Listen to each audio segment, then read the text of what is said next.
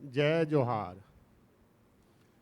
मैं क्या बताऊं, ये इस कार्यक्रम में मैं पहली बार आया हूं और ये कार्यक्रम जो बच्चों का नृत्य का अपनी कला का है, ये इस तरह से आयोजित किया जा रहा है, इसके लिए बहुत ही अच्छा लगा और आप सबको बहुत बहुत साधुवाद इस कार्यक्रम को करने के लिए कि जिससे हमारी मेन जो कला है वो जीवित रहे, हमारा कल्चर जो है वो जीवित रहे। इसी के साथ फिर आपको एक बार फिर बोलते हुए अपनी वाणी को विराम देते हुए जय जोहार। बहुत बहुत धन्यवाद सर, आपका अभिवादन है, अभिनंदन है, धन्यवाद है सर। आपके आशीर्वचन के लिए बहुत बहुत धन्यवाद। इसी कड़ी में हम आमंत्रित करना चाहेंगे आज के हमारे मुख्य अतिथि महोदय श्रीमान आचार्य रविंद्र शुक्ला जी का। महोदय, हम आपसे निवेदन करते हैं कि आप आकर मंच पर आशीर्वचन दें और अपनी ब्लेसिंग्स हमारे कलाकारों के लिए प्रदान करें। धन्यवाद सर। एक बार करतल ध्वनि से अभिवादन कीजिए।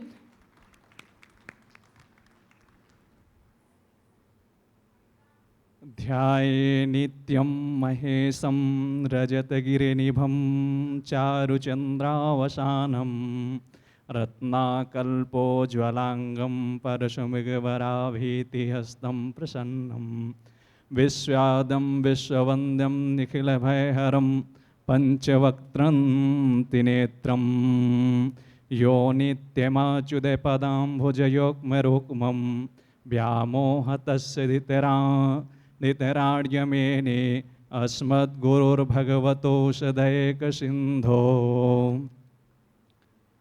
आज के इस कार्यक्रम में उपस्थित सभी सम्माननीय प्रमुख अतिथि जन एवं सभी श्रोता एवं इस कार्यक्रम को आयोजित करने वाले श्रीमान ओम चंदेल जी एवं उनकी धर्मपत्नी एवं उनके सभी सहयोगियों को मैं हृदय से साधुवाद और उन्हें बहुत सारा शुभ आशीष देता हूं कि आप जैसे कि इस भारतीय संस्कृति परंपरा के विरासत को संजोने का कार्य कर रहे हैं।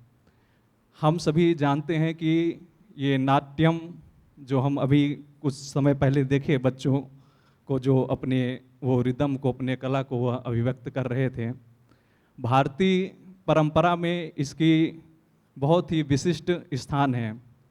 भगवान शिव इसको आप देखते हैं कि जब सती का वियोग होता है तो उस स्थिति में इतने अशांत होने के बाद आप सोचिए कि अपने जीवन संगनी को, अपने शक्ति को खोने के बाद व्यक्ति कितना विचलित हो जाता है। और उस परिस्थिति में उस चीज़ को साधने के लिए शिव क्या करते हैं, शक्ति को धारण करते हैं, उनके शव को लेते हैं और उस समय वो क्या करते हैं, उस शक्ति का संतुलन स्थापित करने के लिए वह तांडव नृत्य करते हैं। आप कभी कल्पना कर सकते हैं, अभी हमने जैसा देखा कि मन को, शरीर को और आत्मा को अगर तीनों को अगर कोई साध सकता है तो वह नित्य है। और नित्य यह जब तीनों का योग होता है तो वह साधना हो जाती है। और वह साधना आपकी ऊर्जा को, आपकी चेतना को एक दिव्य गति प्रदान करती है। आप देखिए, जैसे भी मैम आई थी तो बोल रही थी कि कैसे उन बच्चों में एक अलग ही चमक दिख रही थी, उनकी एक खुशी दिख रही थी, उनकी एक आभा दिख रही थी, एक उनकी अलग चेतना दिख रही थी। निश्चित तौर पर यह बच्चे जब जिस भी दिशा पे जाएंगे, अपने जीवन में जिस भी क्षेत्र को चुनाव करेंगे, यह एक अद्वितीय होगा। इनके हर कार्य प्रणाली में, इनके व्यक्तित्व में यह अनुशासन, यह धैर्य और यह चमक इनको सदैव इनके सहायक के रूप में रहेगी। यह इन्हें ध्यान केंद्रित के माध्यम से, आपको लगता है कि यह एक नित्य है, लेकिन यह एक नित्य नहीं है, यह एक बहुत बड़ी साधना है जो इसके माध्यम से अपने साध्य को, अपने अनुशासन के माध्यम से एक विशेष व्यक्तित्व का निर्माण करती है। इसके साथ साथ आपके न जाने चेतना में, आपके व्यक्तित्व में, आपकी ऊर्जा में एक अद्वितीय विकास होता है। और इस विकास को संजोने का, इस तपस्या को, इस साधना को परिणित करने के लिए श्रीमान अनिल चंदेल जी, आप देखिए कितने कठोर परिश्रम कर रहे हैं। आप देखिए एक एक शब्दों को कैसे वो चुनाव कर रहे हैं, कितनी कठोर तपस्या होगी उस साधना के लिए। और उस एक एक ध्वनि, एक एक नाद को वह कैसे संगीत के एक एक पैरों से, एक एक घुंघरू से वो निकल के आपके, हमारे सभी के आत्मा को स्पर्श कर रही है, गुंजायमान कर रही है। ये सच में यह सोचने का विषय है कि अगर कभी आप कहीं बैठें तो अभी जो पाश्चात्य नृत्य है, अगर वो कहीं आयोजित होता तो शायद ये थिएटर पूरा भरा हुआ होता।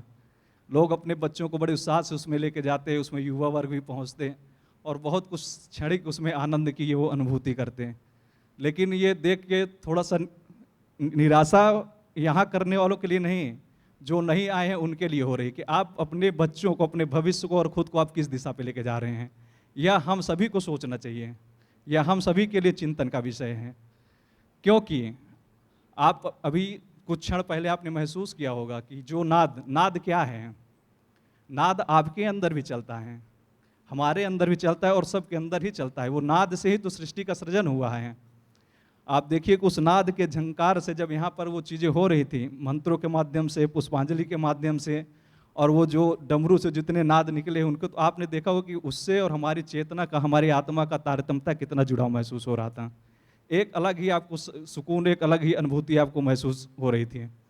तो इस सारी चीज़ों के लिए हमें तो खुद प्रेरित होना है, साथ में हमें अपने आने वाले भविष्य को, बच्चों को, उनको अगर संस्कार देना है, अनुशासित करना है और उनके जीवन को एक अच्छी गति प्रदान करना है, तो हमें उनको इस ओर प्रेरित करना है और स्वयं भी प्रेरित होना है।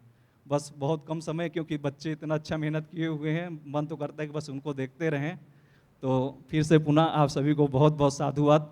और मैं ईश्वर से, भगवान भोलेनाथ से, माँ भगवती से यह प्रार्थना करूँगा कि ओम चंदेल जी और उनके टीम को बहुत अपार साहस, धैर्य और सामर्थ्य दें, ताकि इस कार्य को और भी अच्छे सकारात्मक गति से वो आगे तक ले जाएं। जय श्रीमन नारायण। धन्यवाद, बहुत बहुत धन्यवाद। आपके आशीर्वचन हमें देने के लिए आपका बहुत बहुत धन्यवाद। आपके मार्गदर्शन से निश्चित ही हमें एक नई दिशा एवं सोच मिली है। हमारे कलाकारों को भी एक प्रेरणा प्राप्त हुई है और आपके आशीर्वचनों को हम आशा करते हैं कि सभी कलाकार धारण करेंगे और हम ये भी आशा करते हैं कि ऐसे ही निरंतर प्रगति के पथ पर अग्रसर रहेंगे। महोदय, आचार्य जी, आपका बहुत बहुत आभार एवं धन्यवाद।